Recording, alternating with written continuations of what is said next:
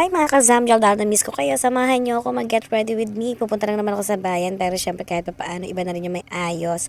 At maglalagay na tayo muna ng sunscreen, syempre to protect our skin or our face from the sun. At syempre ganoon na rin sa mga lights. Ayan, nalagay na rin tayo ng ating concealer para kahit pa paano, i-cover up naman natin ang ating mga eye bags. At ayan, i-blend muna natin. At nabili ko nga itong brush na to sa TikTok. Ang ganda nga nito kasi dual na nga to. And guys, hindi na muna ako mag-mention ng mga brand for today's video. Nakikita nyo naman yung aking mga packaging na ginagamit, 'di ba? So, meron yan sa TikTok, available po yan. Ayan, hanapin nyo na lang syempre. At ayan, na-blend ko na nga na maayos. Nakita nyo naman, hindi siya malagkit at hindi siya heavy sa face. Ayan, gagamit naman tayo ng powder. Ayan nga, ginagamit ko is Lucido. Syempre, gagamitin naman natin ang ating isang brush. Ayan, syempre guys, para naman kahit pa paano, mawala yung konting mga, konting pagkalagkit lang naman. Kasi iba pa rin kahit pa paano pag nalalagyan siya ng powder. Syempre, hindi naman ako madamot, no? I-share ko rin naman sa inyo kung ano yung mga ginagamit ko. Mag-comment lang kayo or mag-PM kayo sa akin at sasagutin ko kayo kung ano yung mga gusto nyo dyan, guys, na mga ginagamit ko sa aking face. So, ayan, lalagyan natin ng konting powder ang ating leeg para naman hindi naman namumuti ang ating face. Tapos, ang ating leeg naman ay ang itim. Diyos ko po. Continue blending nga tayo guys. Syempre para naman pantay na pantay talaga. Para sa akin talaga yun lang importante. Meron akong sunscreen powder. At syempre hindi mawawala tong aking bagong blush on. Ay nako guys, 3-way na nga to eh. Pwede mo na siyang gawing blush on. Pwede mo na rin siyang gawing eyeshadow. At pwede mo na rin siyang gawing lipstick or lip balm. Anyway, ganyan na kaunti yung ilalagay mo. Nabili ko lang din to syempre guys sa TikTok. Ayan. O, diba? Blend-blend lang natin. Gamitin natin ang ating mga daliri.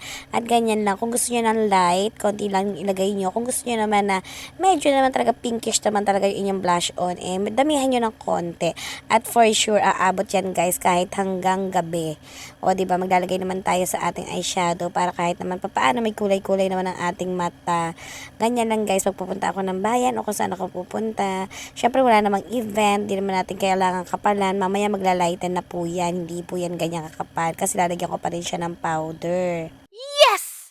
Syempre, every time na mag-vlog ako, hindi naman mawawala tong aking lip tint na ito. Diyos ko naman guys, up to now, hindi ko pa rin napapalitan yan. Sabi ko nga sa inyo, one dip lang yan. At until now, yan pa rin yung ginagamit ko. Never ko pa po talaga napapalitan, promise. Okay, isi-share ko na sa inyo. Sabi ko nga sa inyo, punta kayo ng SM malapit sa inyo at meron silang mga booth niyan. Hanapin nyo yung Lux Cosmetics at itanong nyo po ang ganyang klase ng lip tint. At syempre, meron yung mga shade, depende kung anong gusto ninyo. And diba, gagamit din tayo ng aking mascara. Ayan, magmamascara tayo ng kauntian. Gusto ko talaga guys, pag umaalis ako talaga yung buhay na buhay yung mata ko. Alam mo yun, parang hindi ako mukhang may problema, hindi ako mukhang may iniisip, yung ganun. Gusto ko laging buhay, yung parang tingin nila sa akin, masaya pa rin ako. Nakakaiyak. Hindi, totoo talaga guys. Syempre, pag lalabas talaga tayo, kailangan naman nakaayos tayo. Para naman kahit paano, hindi tayo mapaghanap ang walang pera.